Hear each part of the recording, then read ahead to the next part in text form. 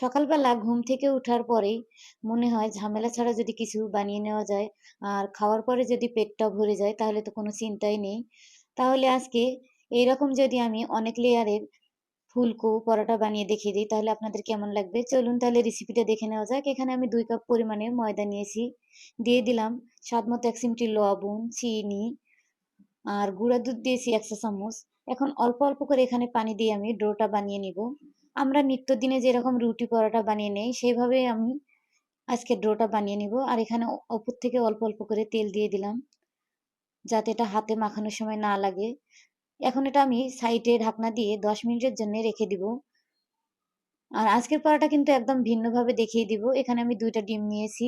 দিয়ে দিলাম পেঁয়াজ কুচি, কাঁচামরিচ কুচি, ধনিয়া পাতা, স্বাদমতো লবণ, ১ চিমটি লাল মরিচের গুঁড়া আর ভাজা জিরা গুঁড়া দিয়ে ডিমটা এখন ভালোভাবে ফেটিয়ে নিব। খুব সহজেই কিন্তু আজকের রেসিপিটা আপনাদের দেখানোর চেষ্টা করতেছি।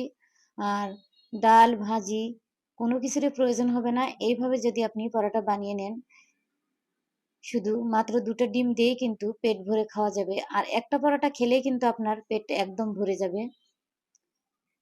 এখন আমি লেচি কাটানোর পরে রুটি বেলে নিচ্ছি। এখন দিয়ে দিলাম এখানে তেল। আর উপর দিয়ে একটু আবারও ময়দা দিয়ে দিলাম। এখন আমি এটা কেটে যেভাবে লেয়ার আসবে এইভাবে দেখিয়ে দিচ্ছি যে পরোটাতে অনেকটা লেয়ার আসবে কিভাবে। এভাবে আপনারা ২ সাইড থেকে কেটে নিবেন, নিয়ে একটু এই যে ভাঁজ দিয়ে নিবেন এইভাবে। এইভাবে ভাঁজ দিলে কিন্তু পরোটাতে অনেক একদম লেয়ার আসবে চলে ভেতরে। এইভাবে পরোটা খেতে কিন্তু ভালো লাগবে। আমি দেখিয়ে দিচ্ছি পুরো রেসিপিটা দেখুন তাহলে অবশ্যই বুঝতে পারবেন যে পরোটাটা কেমন হয়েছে। আবারও একটা আমি দেখিয়ে দিচ্ছি ভাঁজটা আপনাদের। আপনাদের বোঝার সুবিধার জন্য আবার একটা দেখিয়ে দিচ্ছি। খুব সহজভাবে আপনারা এভাবে বানিয়ে একবার হলে ট্রাই করে দেখবেন। আর খেতেও কিন্তু এক পদ দিয়ে। প্রথমেই বললাম যে ঝামেলা ছাড়া আজকের পরোটা। কারণ কোনো ভাজির দরকার নেই, ডালের দরকার নেই। শুধুমাত্র ২ টা ডিম দিয়েই কিন্তু পেট ভরে খাওয়া যাবে। আবারও আমি পরোটা এখন বেলে নিচ্ছি ভাঁজ দেওয়ার পরে। আর একটু মোটা, মোটা করে এটা বেলে নেব। আর বেশি বড় করব না। এই তো হয়ে গেছে এটা। আমি দেখিয়ে দিচ্ছি আপনাদের। এখন ভেজে দেখিয়ে দিব।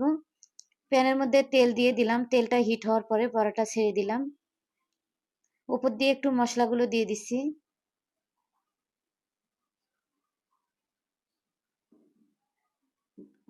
এখন এটা উল্টিয়ে দিলাম।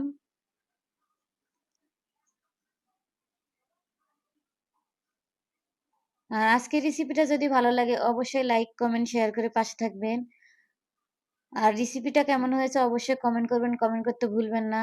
আপনি কোথা থেকে দেখছেন তাও মন্তব্য করুন যাতে আপনাকে আমি ধন্যবাদ দিতে পারি। আমি আরো একটাই দেখুন ভেজে দেখিয়ে দিলাম কতটা ফুলকো হয়েছে। আশা করি আপনাদের রেসিপিটা ভালো লেগেছে। এই দেখুন কতটা সফট হয়েছে পরোটাটা। একদম তুলতুলে। আর এটা অনেক সময় রেখে খেলেও কিন্তু নরম এরকম সফট থাকবে। এই দেখুন ভেতরটাতে কতটা লেয়ার এসেছে। আশা করি রেসিপিটা আপনাদের ভালো লেগেছে। সবাই ভালো থাকবেন, সুস্থ থাকবেন। আজকের মতো এই পর্যন্ত। আল্লাহ হাফেজ।